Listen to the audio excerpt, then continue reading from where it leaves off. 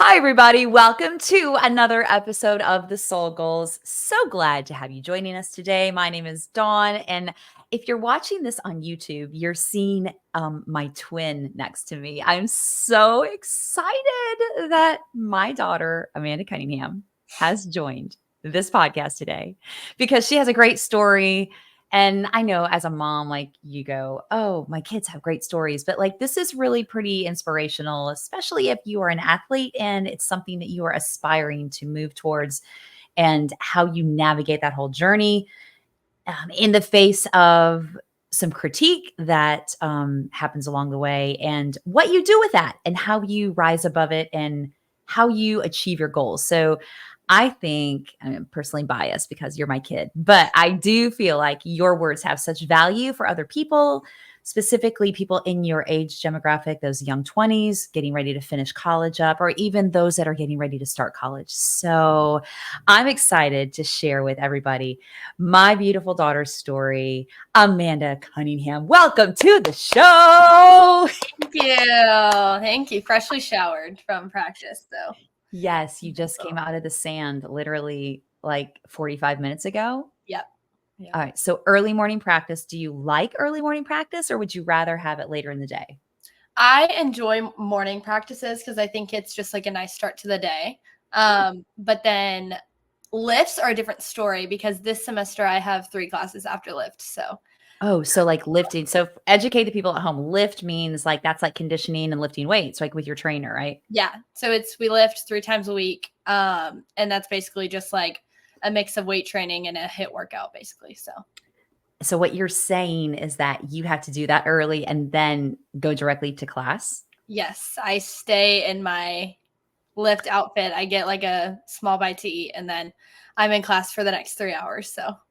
So that's what I want to run by you first of all. I want people to know what a day in your life could look like, encapsulating everything that you as a now senior collegiate athlete in Jacksonville, Florida at Jacksonville University. What does that encompass for you? Give me a snapshot of a typical day for you.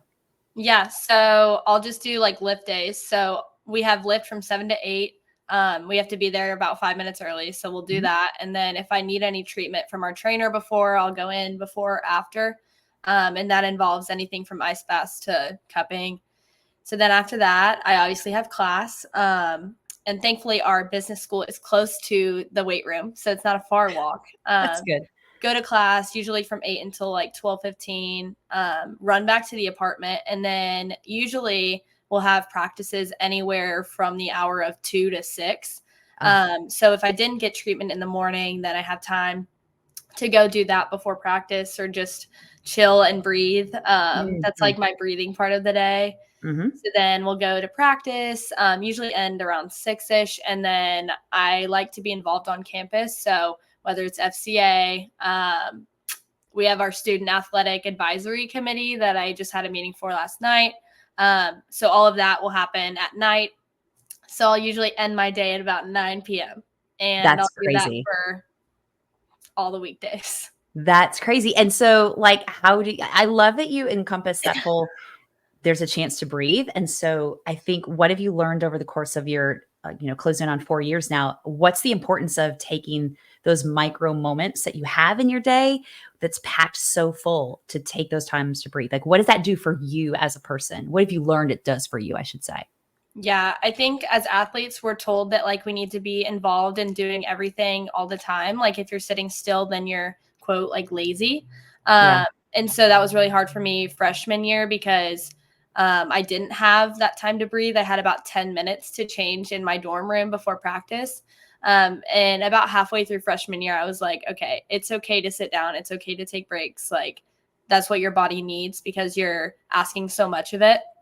And so I just try to be present in those breathing moments and just be with myself. So Yeah. And I think too, I love that you're involved in other stuff. You mentioned FCA, and so people may not know what FCA stands for. Is it Fellowship of Christian Athletes? yes, yeah. So basically, once a week, all of any athlete that wants to come will meet at our lacrosse field, and it's basically just a way to connect with other athletes outside your sport. Mhm. in a Christian setting. So we'll play a game, then we'll go in and do a talk. And it's been like a really big blessing for me, I think, in a sport, just because you don't get that aspect in your sport every day. So just choosing to be there is just, and Mm. seeing other athletes that are choosing to be there, it really just creates a deeper connection, I think. Right, and I think you said a great thing, it's choosing, and along the way, you have to make those choices. Some of those choices are hard when you have an option to, like, go and sleep or go out with friends, and you have to know what feeds you the most to be able to get the most out of your experience, and to treat yourself the best that you can so that you can be the best in your academics and in your athletics and in your relationships with people. So I Yeah. totally get that. What's your favorite outside of athletics activity?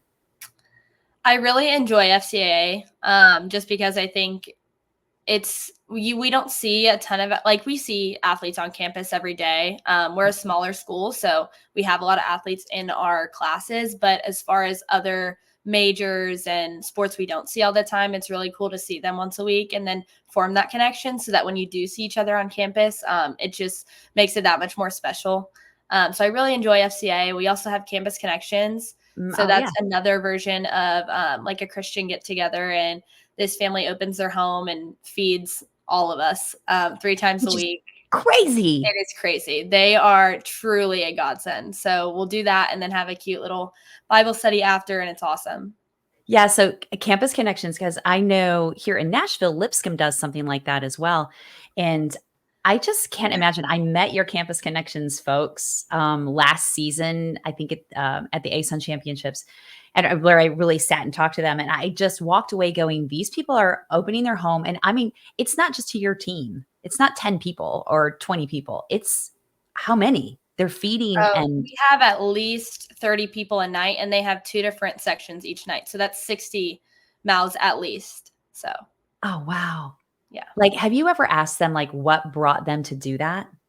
Yeah, they actually told us, and it was kind of just they were feeling unfulfilled in their, regular day lives, and Mhm. thankfully, Mr. Johnny, that's the husband, but we call him Mr. Johnny, and then the female, that's Miss Tammy, and Mhm. she basically calls herself our moms, and it's Yes. truly like it's true. It's our mom away from our moms, and it's just nice to step off of a campus role and you step into a house and it's like, okay, I can breathe, like I can be myself.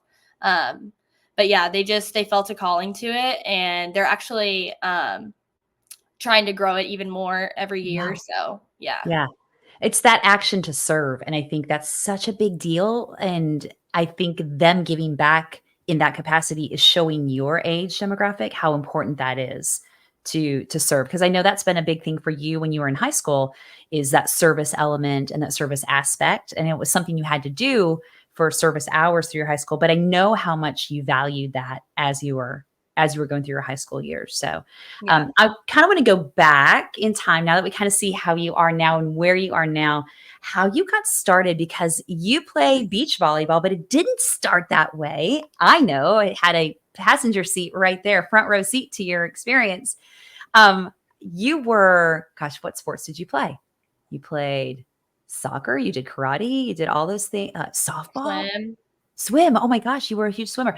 Do you know what? I've told you this before. It broke my heart at the end of the season when you said, "I'm done. I'm not swimming anymore." And I was just like, "Oh my gosh, you're such a great swimmer." I was like, "You know." And you told me you wanted to play volleyball. And I was like, Yep. "Have you played volleyball?" No, I think I was thinking about it, and I think there was something at HRA, my like middle school, and they had volleyball tryouts, and I was like, "That sounds fun." And I think I talked to a few friends, and so we were like, "What if we just went and tried out?" And at this point, I hated swimming. It Mhm. was just not like where my heart was, and every time I went to practice, it was just I just knew I didn't want to be there. Yeah. And so volleyball was like the next best thing, and I was like, "This sounds cool. Let's try it." So And you tried it, and that was it, like indoor volleyball, like that was the deal. yeah, You did that for a number of that was that 5th or 6th grade? that was 5th grade, and I played through my senior year in high school, but I stopped playing club junior year. Yeah, and the reason you stopped playing club your junior year was that dreaded COVID. Word. Yes. Yeah. But if we get into that one, that's really the blessing of all of it. That was Yeah. really such a huge thing for you because you had been recruiting actively to play indoor volleyball collegiately. Is that right? Yeah, I actually hated beach. I like tell people this whenever they ask about my recruiting story. It's super unique because I had this one coach, Dorsey, who every time we would go out to like cross train and beach, he would say, "When are you going to come out to beach full time?" And I was like, "No, Dorsey, I'm recruiting for indoor. That is that. Like, I have my mindset on it. I have my goals. I'm playing Division 1 indoor." And so I think COVID was truly a blessing because I wouldn't be in Jacksonville, Florida, if it wouldn't have happened, which is crazy to think about. Yeah. But yeah, so COVID happened. Indoor was shut down. So my thought process was, okay, great. I'm going to go play beach and I'm going to cross train and keep my skill up for indoor and continue recruiting. Yeah. Yeah, no. That didn't happen that way. Nope. So we started playing. It was literally just me and my sister. I know you would just send us out there with Dorsey, like just get out of the house. Yeah. Um, After about 5 weeks of COVID and you guys hitting balls against a wall and like I do actually too, creatively, you set up some kind of like sawhorse and a plywood piece from your dad's building and like you were hitting against it and peppering with that. So I mean, I get it's ingenuity. Like we just needed to do something. I was yeah, like, take these kids, do yeah. whatever. So we did that and I started to enjoy it. And then I think I remember one of my really, really good indoor friends from like 12-year-old. Her name's Anna Cade, shout Yes. out. But she asked me to play in a tournament in Gulf Shores, which Gulf Shores has like huge beach tournaments, which I had no idea at the time. Mm-hmm. So I was like, sure, like let's do it.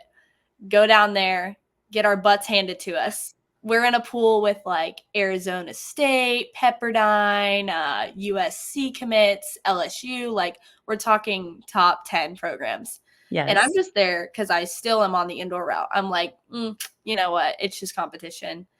So we finished the weekend and I was like, I think I really enjoyed this weekend. And I actually remember the conversation. We were driving over to our family's condo and I look at you and I'm like, I think I really had a good time. And she was like, oh, cool. And I was like, well, like, what if I started recruiting for this? And I think after that, it was just kind of like, okay, because Yeah.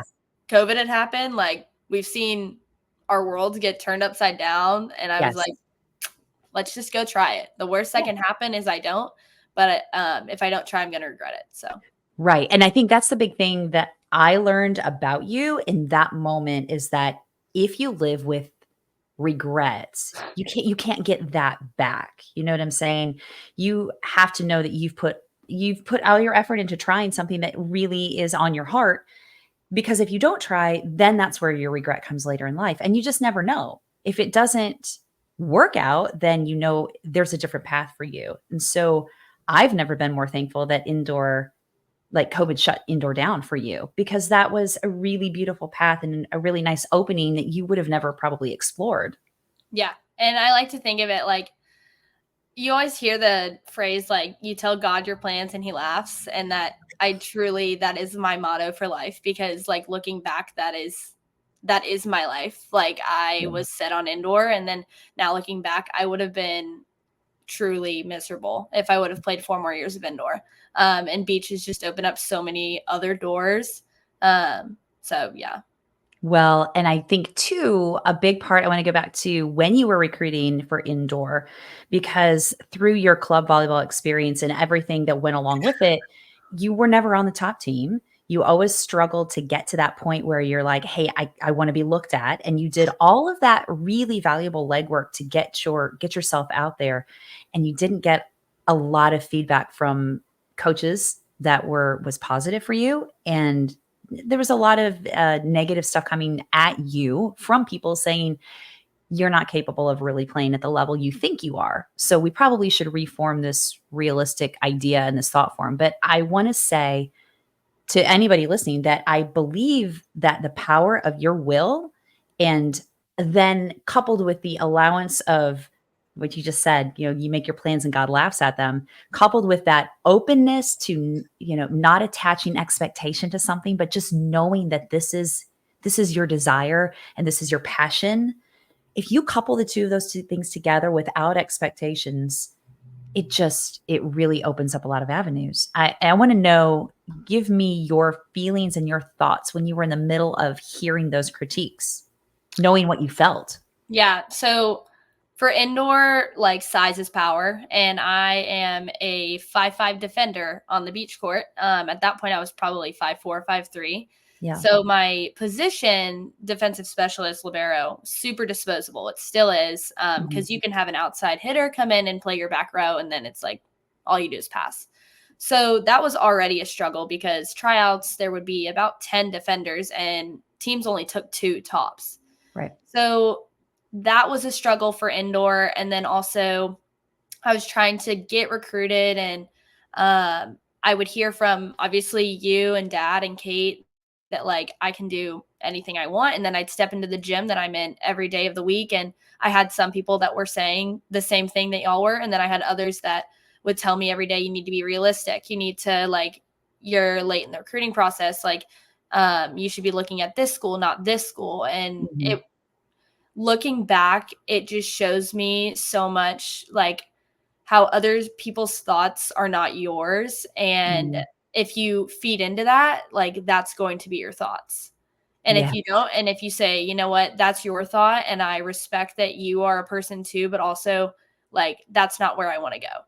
Yeah. So, and like no shade to any. I know that people say that Division 1 all the way to NAI is a college sport, and I completely agree. I think being a college athlete at any level shows you so many more experiences than any other experience. Uh, Absolutely.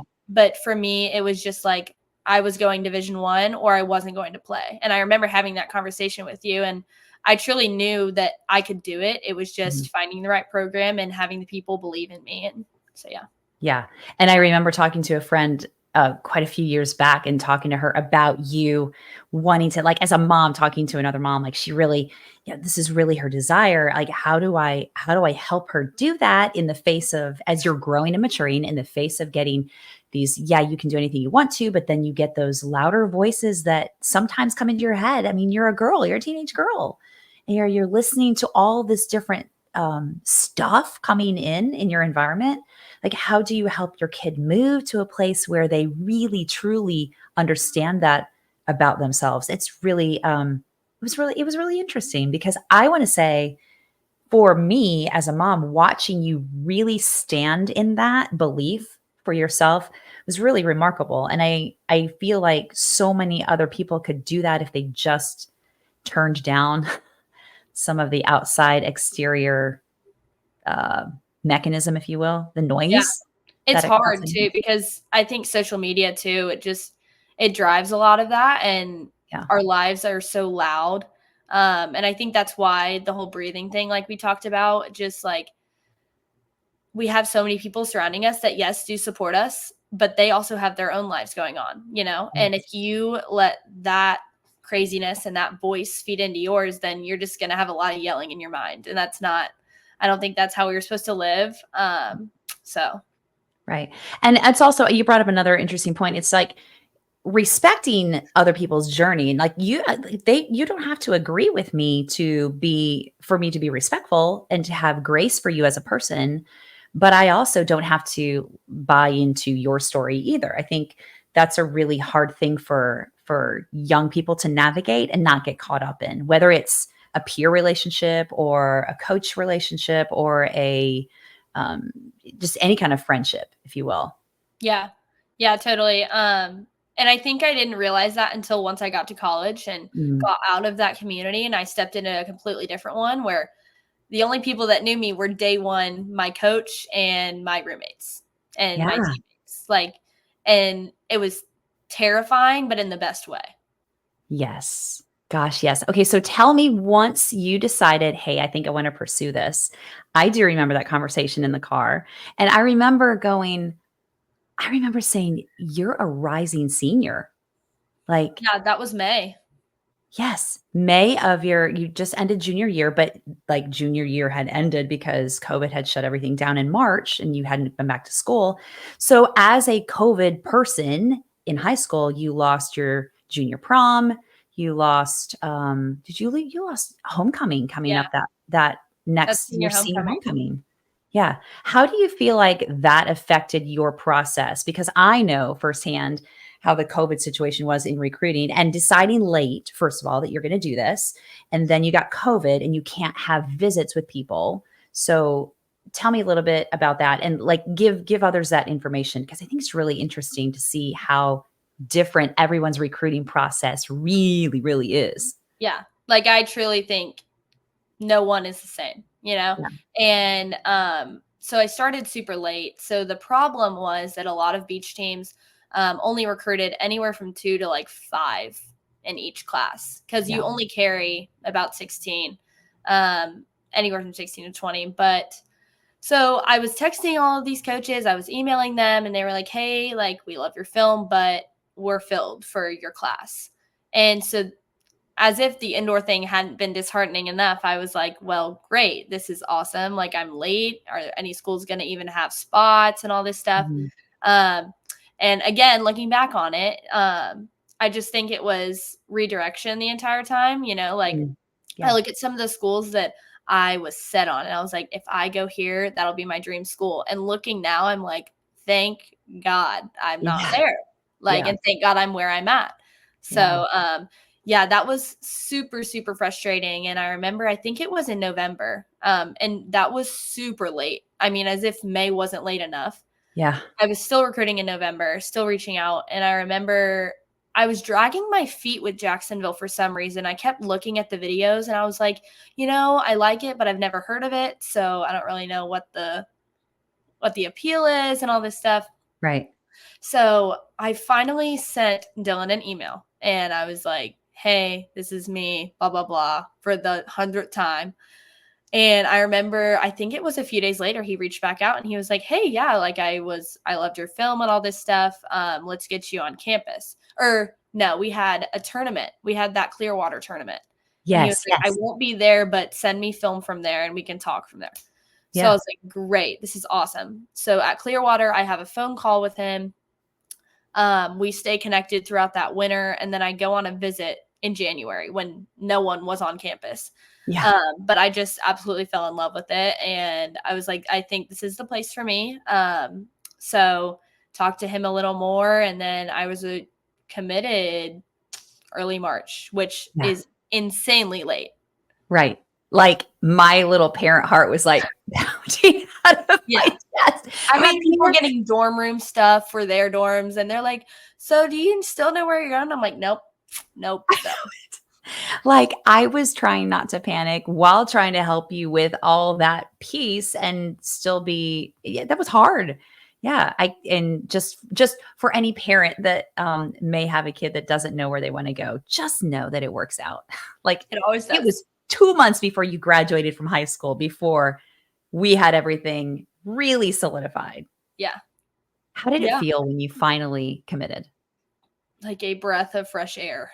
Yeah. Like I could breathe because I think for the last 2 years, it's hard because like you're in high school and you're trying to plan for the next 4 years of your life, which Mm, looking back at high school me now, I'm like, who was that? You know, and you grow yeah. so much in college that it's so important to pick a right place. And again, not looking at where other people are going and trying not to compare.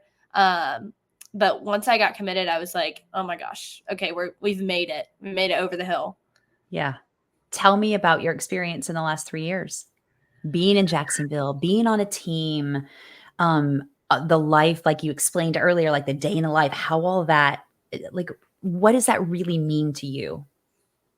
I think it was a gift, a probably the biggest gift I've ever received because it allowed me to go into a different community. And like, as you know, we've grown up in Nashville our whole life. Like my dad has grown up there. His Mhm. dad was there, you know, so we had a long history in Nashville. And Father Ryan, obviously that's a big upbringing. And I'm really grateful for that community that I will always have back home.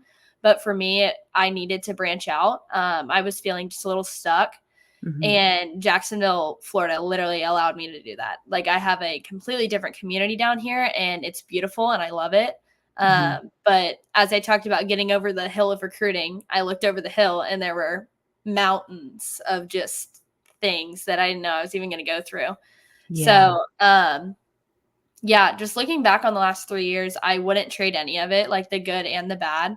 Yeah. And that's hard to say, but it's true just because there's so many lessons in it. Mhm. Like truly blood, sweat, and tears of just life and Yeah. volleyball and not putting your identity in your sport and growing over to that mountain, which I just did last year. Yes. Like I could just go on for days about how grateful I am and just I mean, I'm 20 minutes from the beach, so there's Mhm. truly no reason to complain. I get up every morning and I'm like, I don't have anything to complain about. I'm in Jacksonville, Florida. Uh, Yeah. and then just being a part of a team for the last 4 years, I think has been the biggest thing because coming here, I didn't know a ton of people. Actually, I didn't know anyone. Like I had Right. met my coach over FaceTime. Um, That was crazy for me. If we think yeah, about that, like that was a big COVID piece. Like I'm like sending my kid 10 and a half hours away from home to a school we didn't really know a lot about until March when we really made that commitment and followed like, okay, this is what this looks like. And then you've never even met your coach in person. Like even on your visit, there was nobody on campus. We had to make sure no one was around. He couldn't see you. It was like yeah, all of these rules and stuff based on that time of our lives. yeah. And I think that everything happens for a reason. So for some reason, I didn't need to meet him. Yeah. But yeah, I mean, the biggest blessing. It's just, and I was thinking about it last night, and I think each year of being on this team, like it's been the same coach, Mhm. but the team has been different each year, and there's a lesson each year that's completely different. And I Yeah. usually don't figure it out until about halfway through or after it's over, and I look back and I'm like, oh, that makes sense now. Uh, Oh, I so love that's that. like it's like a nice little present each season. I'm like, what's gonna happen this season? We'll see. But Oh, well, you grow in yourself and in your character by doing that too. But I love that you get that piece that you can look back and go, this was meaningful for me because of X, Y, and Z. And I can really see that.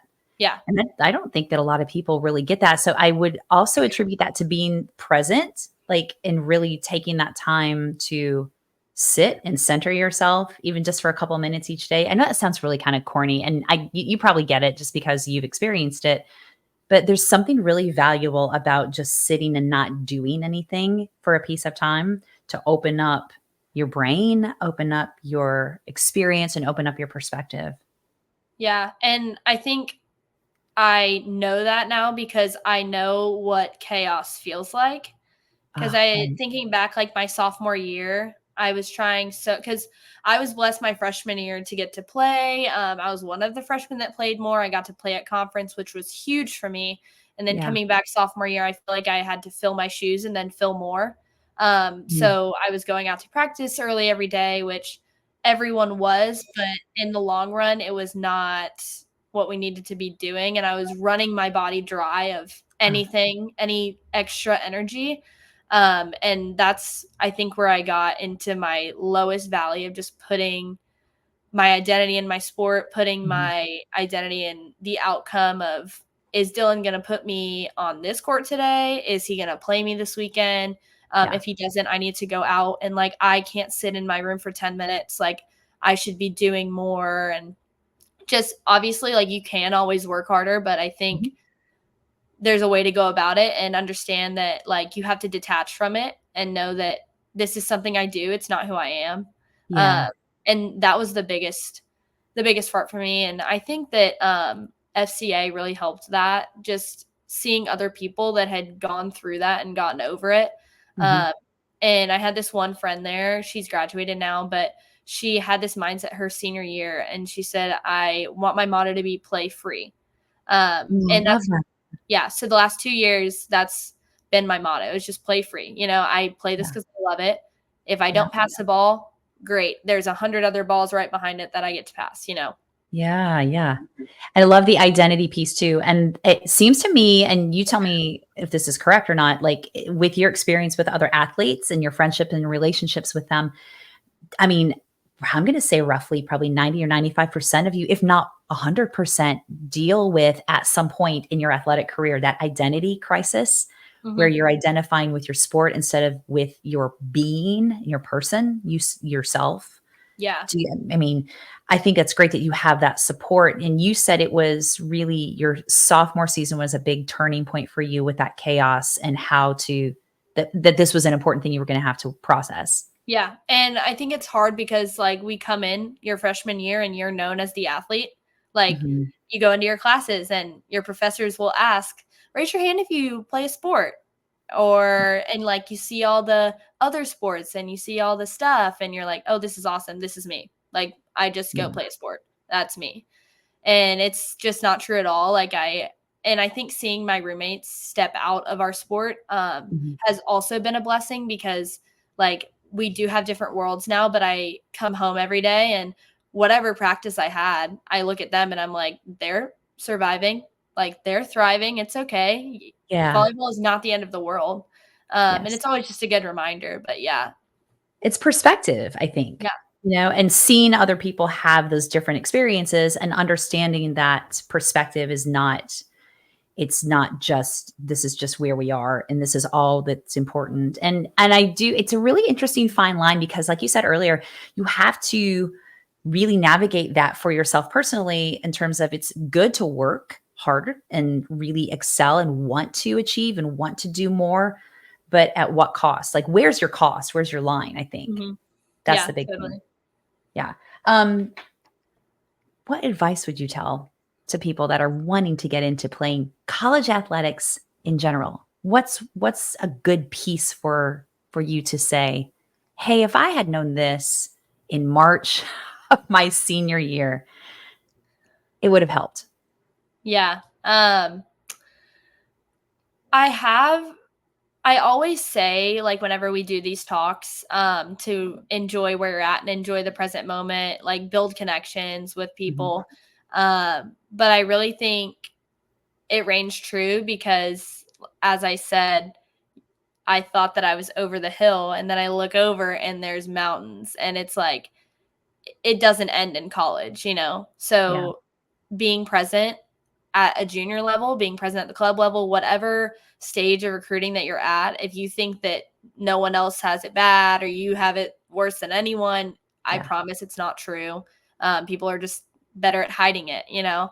Right. Um, so I would just say truly be in the present. And it's Mhm. something that I have to remind myself of every day. For example, at practice this morning, I was waiting for an email.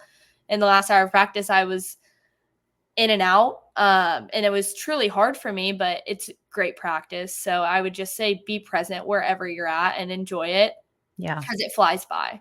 Uh, for sure, because I, as a mom, am looking at you going, "How is it possible that you're a senior in college?" I don't know. Not sure.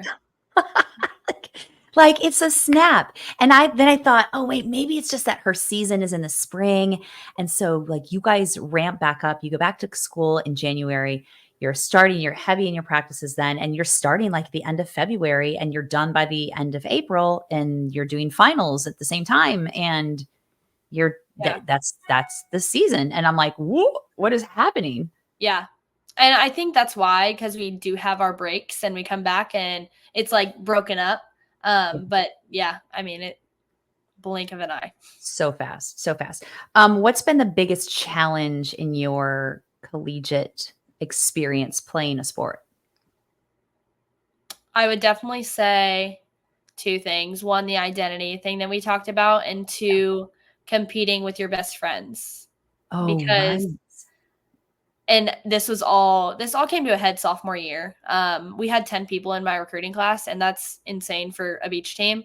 Yeah, So as soon as we stepped on the court day one, it was balls to the walls. Like I'm gonna be the best freshman on the team. yeah. Um, and there was a blessing in that because it pushed me to be the player that I am.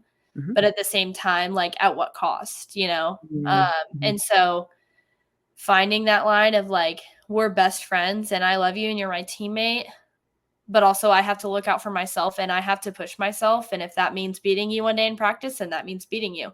But it Yeah, doesn't change our relationship as people. And yes. it's sad because it does sometimes, and there's no real stopping it. But just, I think that was the biggest challenge. Yeah, Um, and you only get 4 years of it, 5 if you redshirt. yeah. So, like, looking back, I don't want to be the person that she won all the time, but she was a terrible teammate. She was a Oh, terrible friend on the court. Um, yeah. and playing a sport in college, like, we're all competitive. We all want the attention on us. Yeah. So that, I think, has been the hardest thing for me. Well, you're all driven. You're all those A-type personalities. Mhm. And then you put a bunch of you together and assimilate all those personalities, and it can be really difficult and very Mhm. challenging. Yeah. Yeah.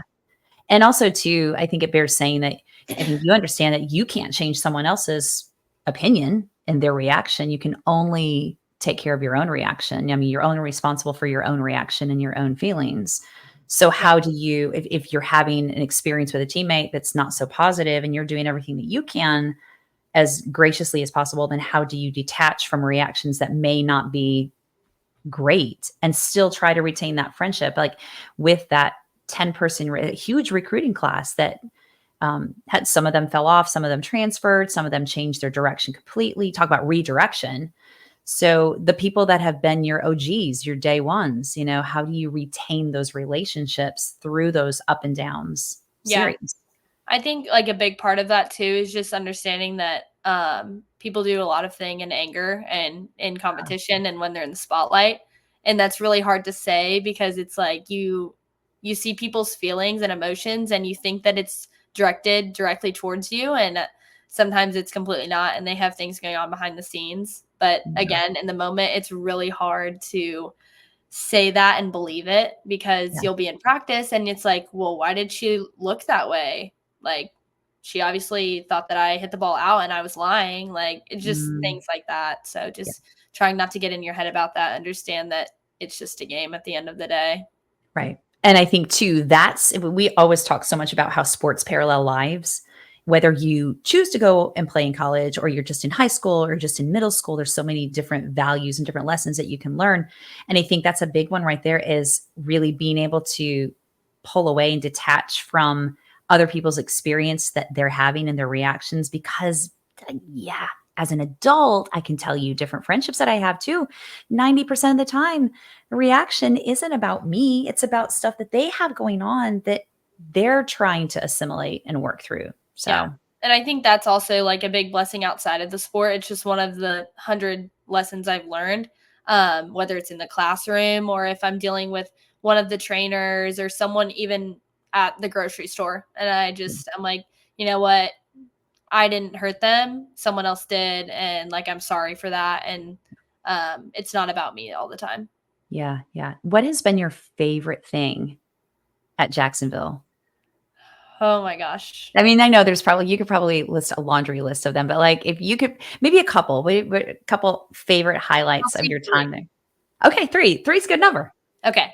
One is the athlete like community that we have built. Mhm. As I said, I went into a completely different community, not knowing anyone, and now I have friends that I would not trade for the world.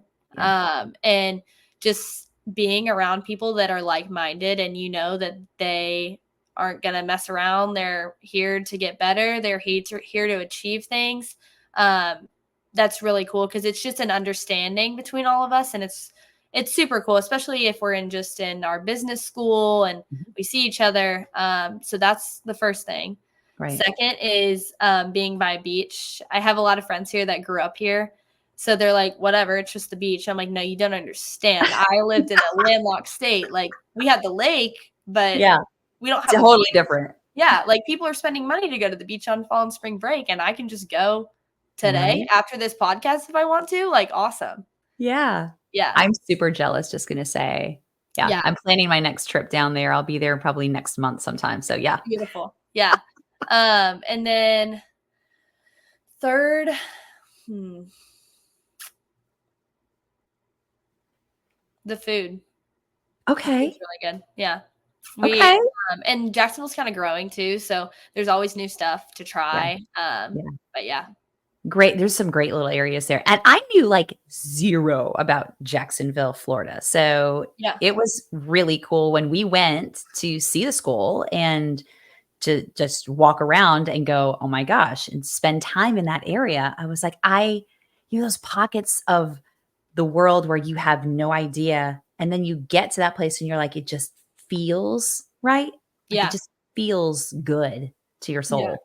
And it's funny because I think it was kind of paralleling my entire life because we're in the ASUN. So like Lipscomb, I've been around Lipscomb my whole life, whether it was volleyball camps or I'm 5 minutes from it from my high school.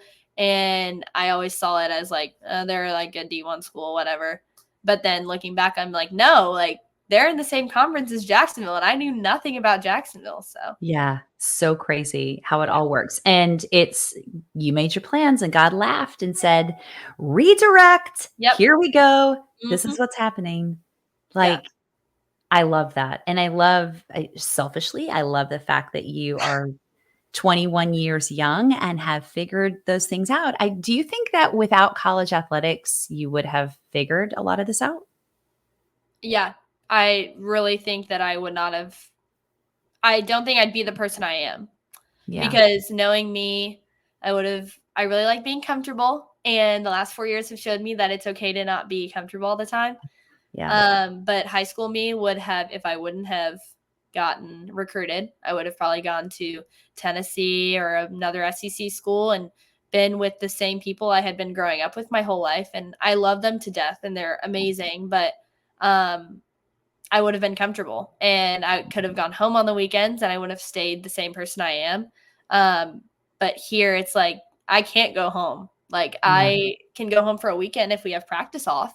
Um, so that was the biggest thing for me. I was like, okay, like I have to figure out who I am as a person. No one else is going to do it for me. Yeah. But it's also, again, a gift. Like no one knows me here. Mhm. I get to start over. I get to meet people, be myself. So yeah, And how uncomfortable was it the first week that you were there as a freshman? terrible. Yeah. Terrible.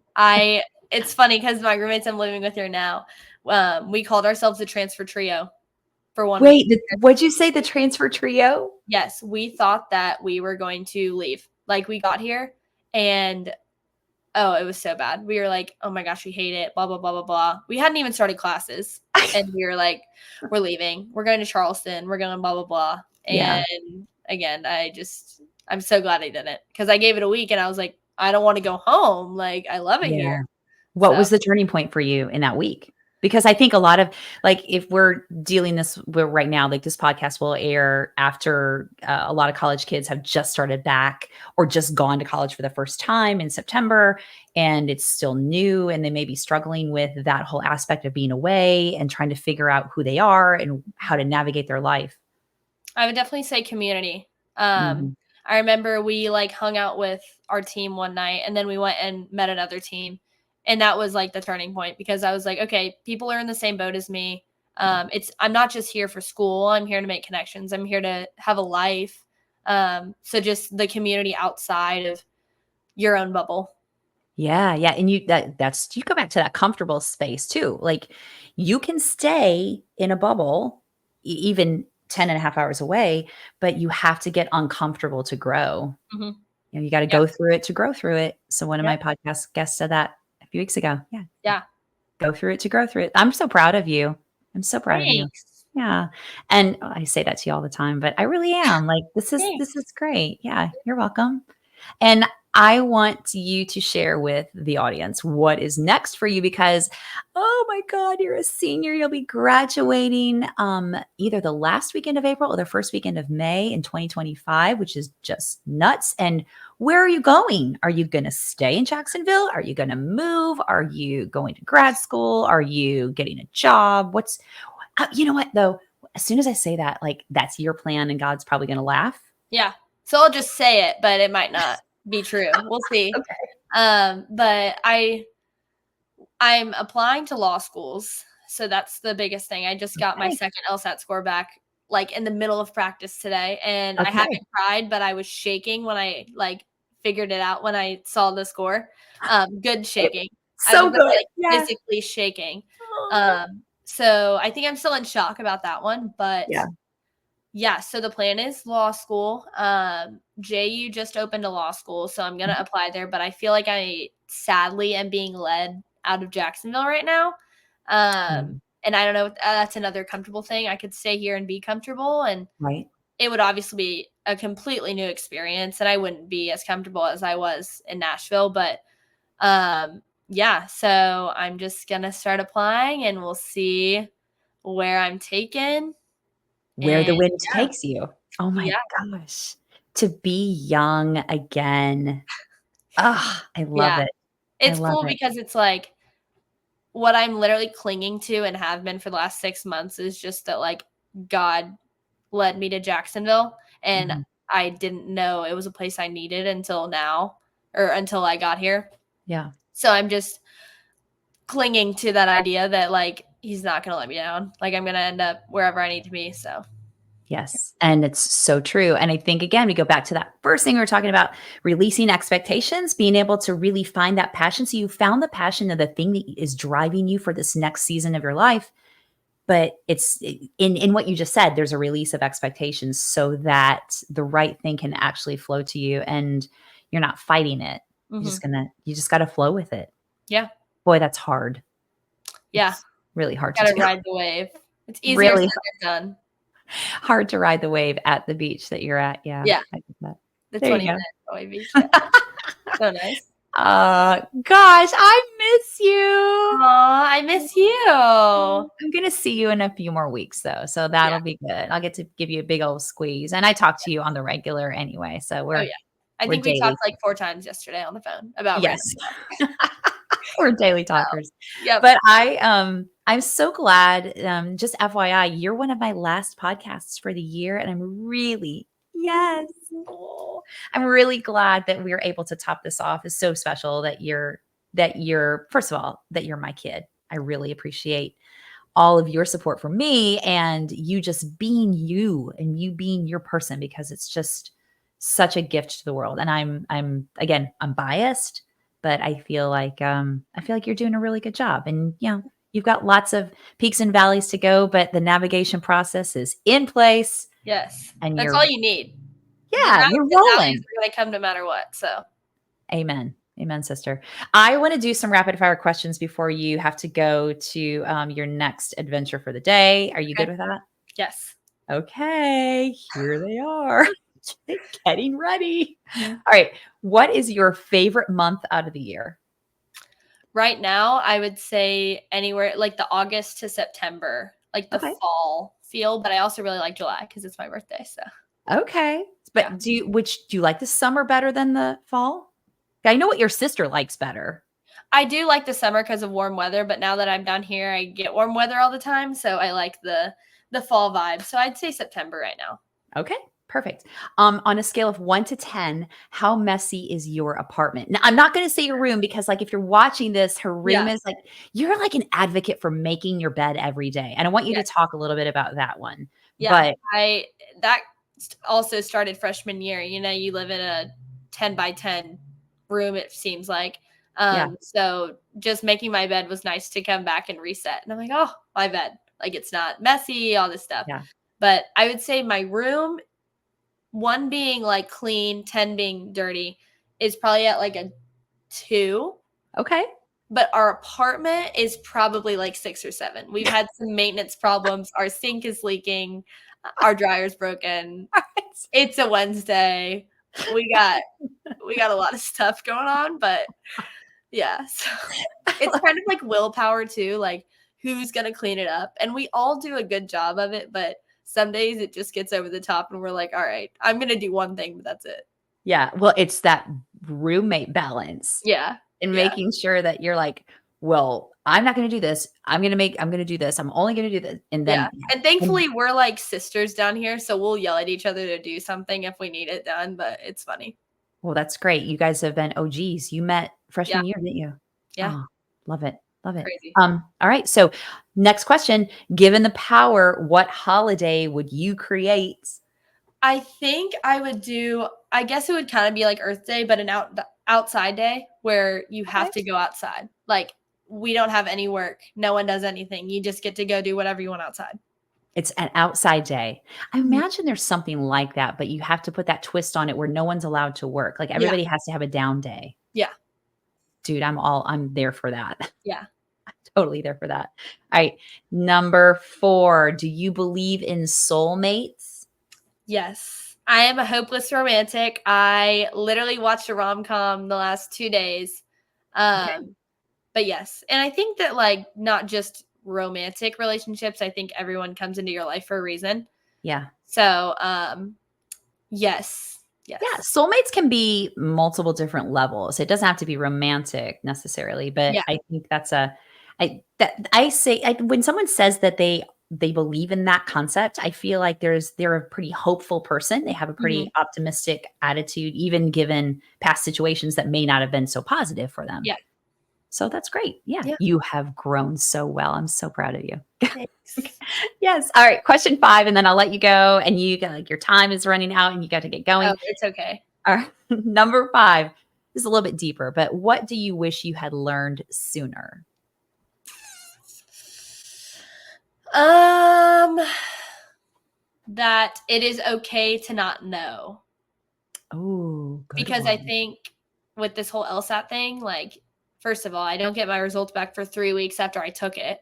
Yeah. And that was the hardest thing for me, but also, like, not knowing about the future, not knowing I don't know what law school I'm gonna go to. Like, I don't know what part of the country I'll end up in. I didn't know where I was gonna be, but it always works out, Yeah. one way or another, so I think that's the biggest thing, and I have to tell myself that every day, like, because 'cause I'm a person of certainty. I love, like, knowing, and life is not like that, so, Well, you get that honestly. yeah. Yeah. It's just and I think a lot of it is just, like we have so many certain things in our life. Like we have our routines and Mhm. we know we're going to get up tomorrow morning and I'm going to wash my face and brush my teeth and go breakfast. And then I have this. Yeah. But then it's all the little things in between that make it up as life. So I Yeah. don't know. You're gonna be a great mom one day when all those little monkey wrenches thrown in, like, oh my Watch gosh. I'm like I have all boys. It's just gonna be. Will you wait? Do you wanna have all boys? I think I want 2 boys and a girl or 3 boys. Okay. Yeah. All right. Boy sports, right? Yes. All the sports Oh, have so to. you should ask you this one because I think I asked you maybe a couple years ago, but maybe it's changed. Will your kids play sports? Absolutely. Okay. And like they don't have to play in college, but I think it's you learn so many skills. So. Mm, I agree. I agree. What was your favorite sport growing up when you were tiny little? Like the things that we made you do to say, we're just going to introduce you to something to try it. I'm Well, really it interested. wasn't it wasn't gymnastics because I couldn't have a leotard. Stop. Yeah. Anyways, I really liked ballet. Ballet was Ballet. Oh my fun. gosh. I Yeah. forgot about ballet. You did that for like, how many, 2 or 3 years, didn't you? Yeah. Oh, I forgot. Oh, yeah. Yeah. It was Oh, really cool. yes. I'm Kinda going wish to I pull would have those. stuck with it on the side, but it's okay. I will, I'll pull out those old pictures and send you a picture. Yeah. You can Mm. post it with this, You know this what? yeah. You just gave me permission to Hey, right if you know, there. you know, you just gotta listen. There you go. But yeah. I love it. Oh, honey, I love you. I'm so proud of you. I love you. Oh Thanks for God. having me. I hope you have the best day and the best Thanks. rest of your week. I'm gonna ship And you back your stuff, so oh, thank you. yep. Yes. Yes. The But things yes. that we do. She's gonna ship me back things that in my old brain sent to the wrong space on All Amazon. good. So yeah, it's all good. Yeah. All right. Have a wonderful day. I love you so much. Love you. Bye, girl. Bye.